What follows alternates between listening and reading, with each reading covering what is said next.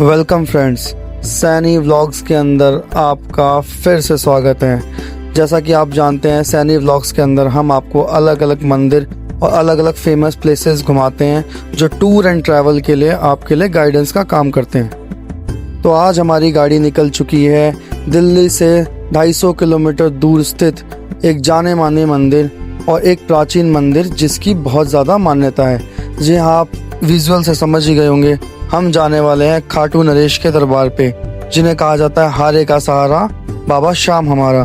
तो खाटू श्याम मंदिर दिल्ली से 250 किलोमीटर दूर है और दिल्ली से सटा हुआ सबसे प्यारा और सबसे ज़्यादा भीड़ वाला एरिया, जहाँ पे लोग अपनी मान्यता और मन्नत पूरी कराने के लिए अक्सर जाते हैं।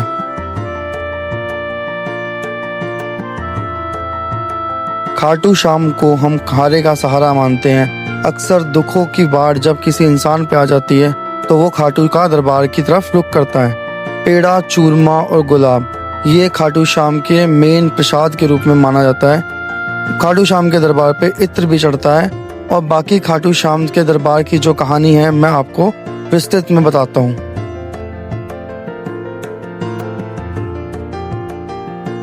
वीर बर्बरीक इनका नाम था, जो बहुत ही ज़्यादा बलशाली माने जाते थे। महाभारत के समय इनके पास एक नीला घोड़ा भी था।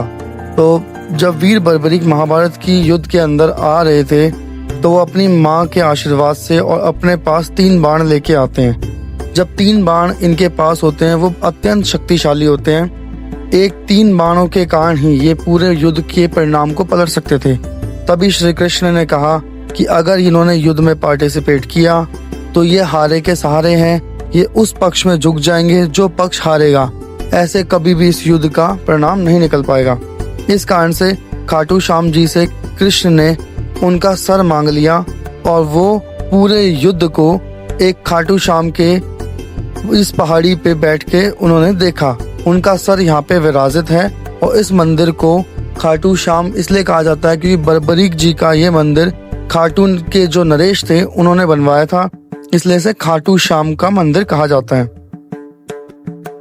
हालांकि इनका एक मंदिर हरियाणा में के कुरुक्षेत्र में भी है, जहां से असली में इनका जो धड़ है वहां पे उनका विराजित है, जहां से उन्होंने महाभारत का युद्ध देखा था।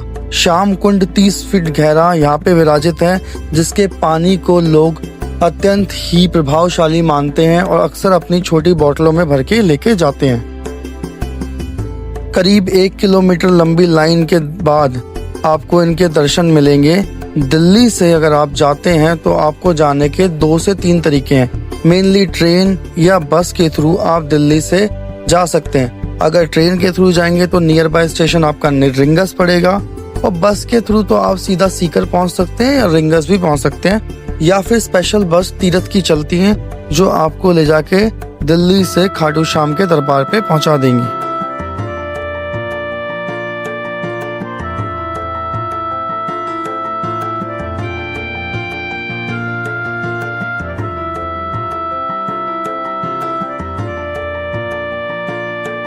सबसे पहले हम डिटेल में बात करते हैं दरबार में जाने के लिए रेल के सफ़र का। तो रेल का सफ़र अक्सर आपका नई दिल्ली से स्टार्ट होता है, गुड़गांव रेवाड़ी होते हुए आपको ये रिंगस जंक्शन पे छोड़ता है। तो रिंगस जंक्शन जाने के लिए लगभग आपको लग जाते हैं 2.5 से 3 घंटे। अच्छा, रिंगस से आपको खाटू श्याम की दूरी 15 से 20 किलोमीटर की पड़ेगी, जो आपको टैक्सीज यहाँ पे ऑटो और बाकी वहाँ पे कैब टाइप की चलती हैं, जिससे आपको आसानी से पहुँचा दिया जाएगा।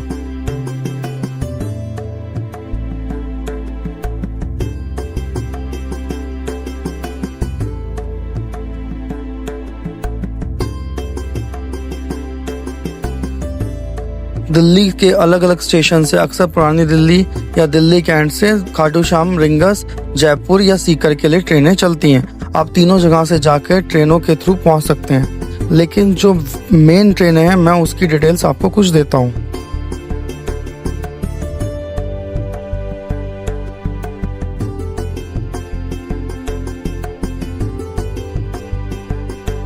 सबसे पहली ट्रेन होती है सैनिक एक्सप्रेस 19702, 6 घंटे 35 मिनट का समय लेती है। दिल्ली कैंट से रात को 12 बजे चलेगी और 6:42 पे ये ट्रेन आपको जयपुर पहुंचा देगी। या रिंगस पहुंचा देगी। रिंगस से आपको 15 किलोमीटर सफ़र है, वो ज़्यादा से ज़्यादा आधे घंटे के अंदर मिल जाएगा। यह ट्रेन के साथ कुछ फ़ायदे भी हैं और कुछ नुकसान भी हैं। फ़ायदा इस प्रकार से, क्योंकि यह ट्रेन रात को चलती है तो आप इसके अंदर सोते हुए जा सकते हैं और सुबह अपना अच्छे से दर्शन कर सकते हैं। नुकसान यह है कि ये ट्रेन 6 घंटे 35 मिनट का समय लेती है। इसके अत्यंत दूसरी ट्रेनें इससे कम समय लेती हैं, तो वो आपको जल्दी पहुंचा सकती हैं।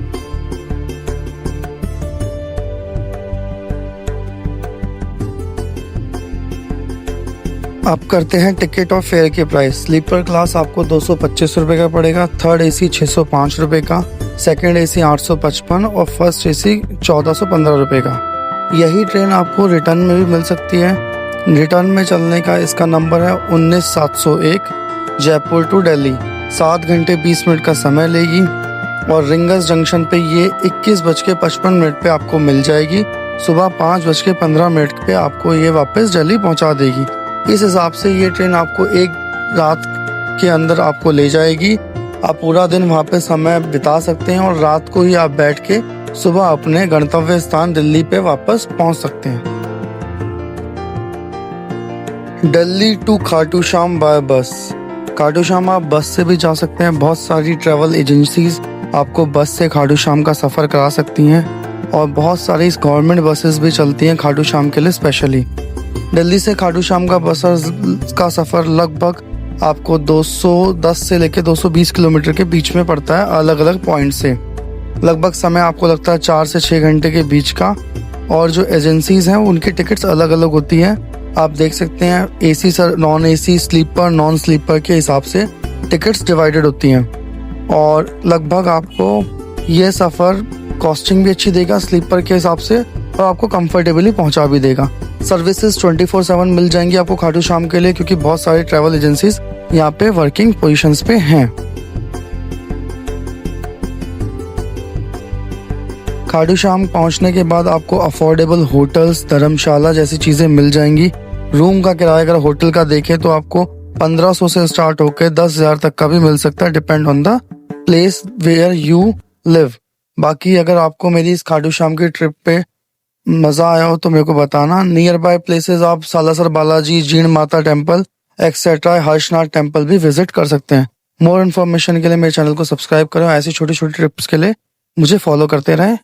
धन्यवाद।